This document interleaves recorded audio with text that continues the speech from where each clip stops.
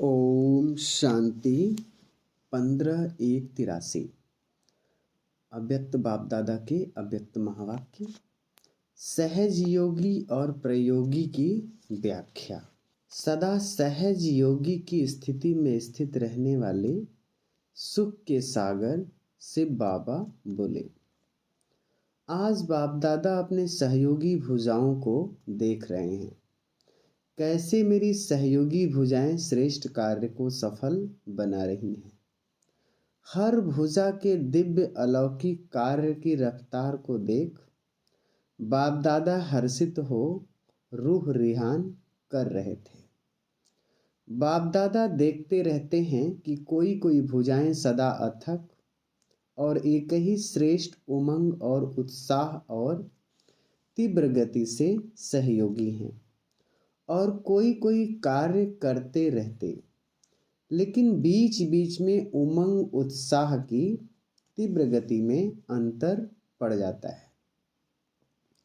लेकिन सदा अथक तीव्रति वाली भुजाओं के उमंग उत्साह को देखते देखते स्वयं भी फिर से तीव्र गति से कार्य करने लग पड़ते हैं।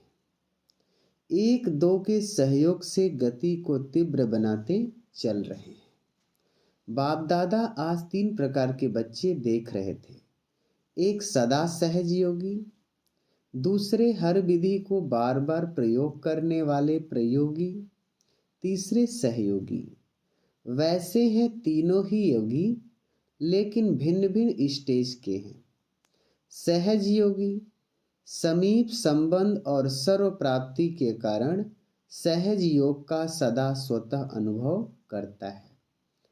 सदा समर्थ स्वरूप होने के कारण इसी नशे में सदा अनुभव करता कि मैं हूँ ही बाप का। याद दिलाना नहीं पड़ता स्वयं को, मैं आत्मा हूँ, मैं बाप का बच्चा हूँ, मैं हूँ ही। सदा अपने कोई अनुभव के नशे में प्राप्ति स्वरूप नेचुरल निश्चय करता है। सहयोगी को सर्व सिद्धियां स्वतः ही अनुभव होती हैं। इसलिए सहज योगी सदा ही श्रेष्ठ उमंग उत्साह खुशी में एक रस रहता है। सहज योगी सर्व प्राप्तियों के अधिकारी स्वरूप में सदा शक्तिशाली स्थिति में स्थित रहते हैं।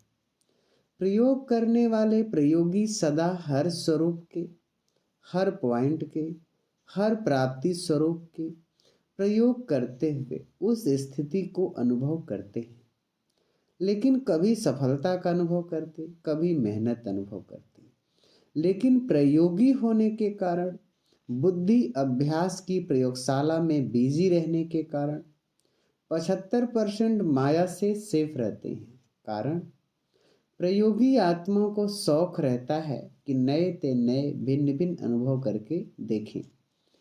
इसी शौक में लगे रहने के कारण माया से प्रयोगशाला में सेफ रहते हैं, लेकिन एक रस नहीं होते।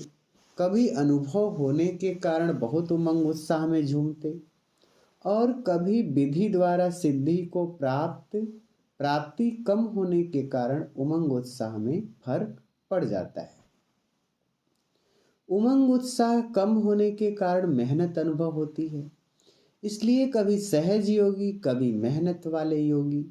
मैं हूँ ही के बजाय हूँ, आत्मा हूँ, बच्चा हूँ, मास्टर सर्वशक्तिवान हूँ। इस स्मृति द्वारा सिद्धि को पाने का बार बार प्रयत्न करना पड़ता है। इसलिए कभी तो इस स्टेज परिस्थिति होते जो सोचा और अनुभव हुआ, कभी बार बार सोचने द्वारा स्वरूप की अनुभूति करते हैं। इसको कहा जाता है प्रयोगी आत्मा। अधिकार का स्वरूप है सहज योगी। बार बार अध्ययन करने का स्वरूप है प्रयोगी आत्मा। तो आज देख रहे थे सहज योगी कौन और प्रयोगी कौन है। प्रयोगी भी कभी कभी सहज योगी बन जाते हैं, लेकिन सदा नहीं। जिस समय जो पोजीशन होती है उसी प्रमाण स्थूल चेहरे के पोज भी बदलते हैं। मन की पोजीशन को भी देखते हैं और पोज को भी देखते हैं। सारे दिन में कितनी पोज बदलते हो, अपने भिन्न भिन्न पोज को जानते हो, स्वयं को साक्षी होकर देखते हो। बाप दादा सदा यह बेहद का खेल जब चाहे तब देखते रहते हैं। जैसे यहाँ लौकिक दुनिया में एक के ही भिन्न भिन्न पोज हंसी के खेल में स्वयं ही देखते हैं, विदेश में यह खेल होता है। यहाँ प्रैक्टिकल में ऐसा खेल तो नहीं करते हो। यहाँ भी कभी बोझ के कारण मोटे बन जाते हैं और कभी फिर बहुत सोचने के संस्कार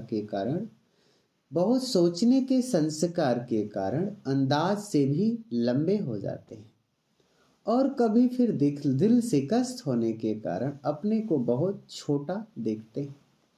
कभी छोटे बन जाते, कभी मोटे बन जाते, कभी लंबे बन जाते। तो ऐसा खेल अच्छा लगता है। सभी डबल विदेशी सहज योगी है।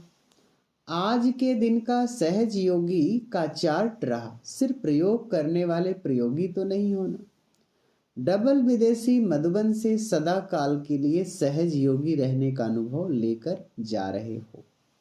अच्छा, सहयोगी भी योगी है, इसका फिर सुनाएंगे।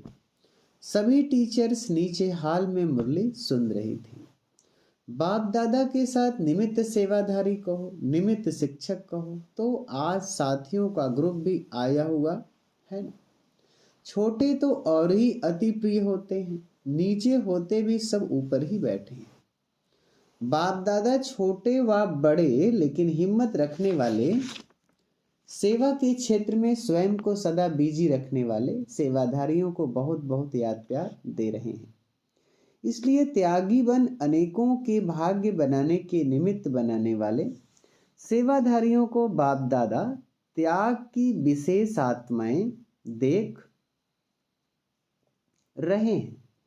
ऐसी विशेष आत्माओं को विशेष रूप से बधाई के साथ साथ याद प्यार। डबल कमाल कौन सी है?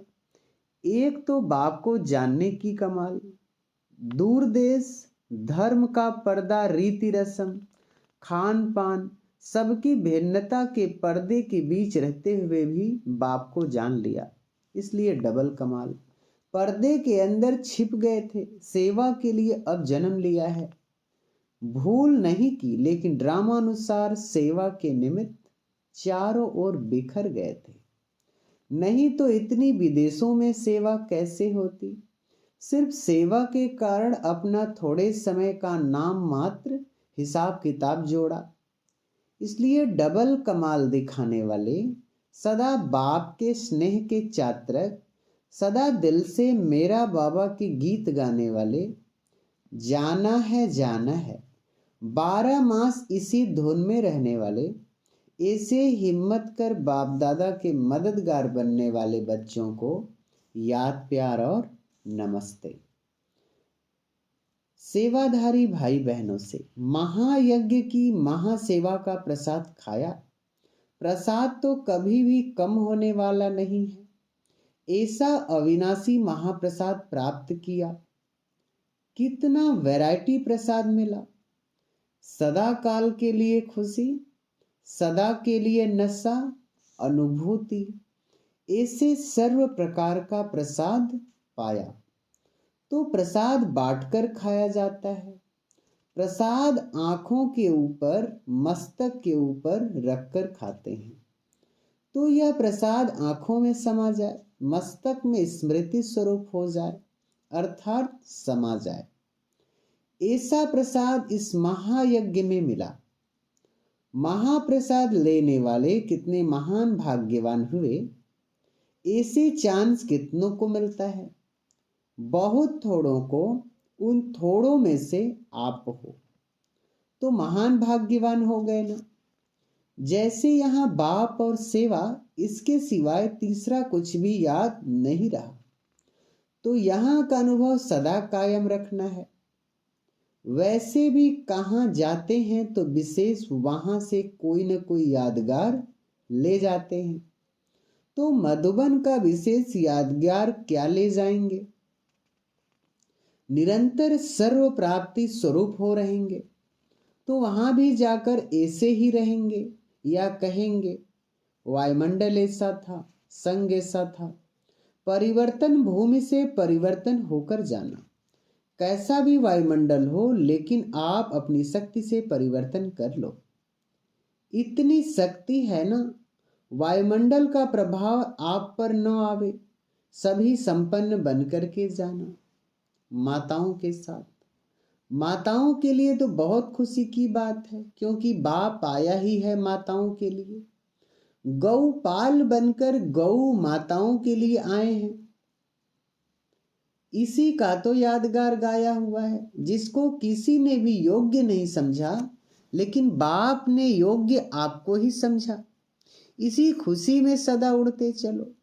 कोई दुख की लहर आ नहीं सकती, क्योंकि सुख के सागर के बच्चे बन गए। सुख के सागर में समाने वालों को कभी दुख की लहर नहीं आ सकती। ऐसे सुख स्वरूप। अच्छा, ओम शांति।